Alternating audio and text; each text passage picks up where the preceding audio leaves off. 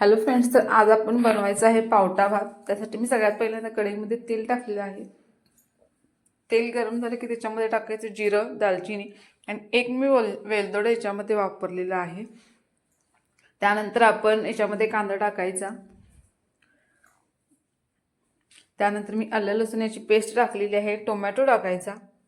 तर हे छान मिक्स करून घ्यायचं। त्यानंतर आपण याच्यामध्ये हळद टाकायची, लाल तिखट, धने पावडर, कसुरी मेथी आणि चवीपुरतं थोडंसं मीठ ॲड करायचं।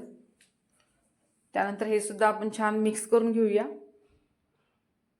आणि त्यानंतर याच्यामध्ये जाईल आपला या रेसिपीचा मेन हिरो म्हणजेच पावटा। स्वच्छ धुवून घ्यायचा आणि तो याच्यामध्ये टाकायचा, मिक्स करून घ्यायचं। थोडंसं पाणी टाकायचं याच्यामध्ये, कोथिंबीर टाकून पावटा एक 5 मिनिटाकरता छान शिजवून घ्यायचा। आणि त्यानंतर आपण याच्यामध्ये तांदूळ वापरायचा आहे, तर तांदूळ टाकायचा, ते सुद्धा व्यवस्थित मिक्स करून घ्यायचं। परत तांदूळ शिजण्यासाठी याच्यामध्ये पाणी ॲड करायचं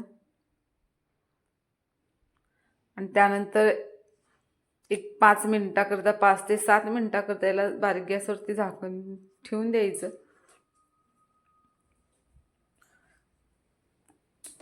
साधारण एक 5 मिनिटांनंतर आपला मस्त असा हा पावटा भात शिजून तयार झालेला आहे। तुम्ही बघू शकता व्हिडिओमध्ये दिसायला कसला सुंदर दिसत आहे आणि मस्त शिजलेला आहे आपला हा पावटा भात।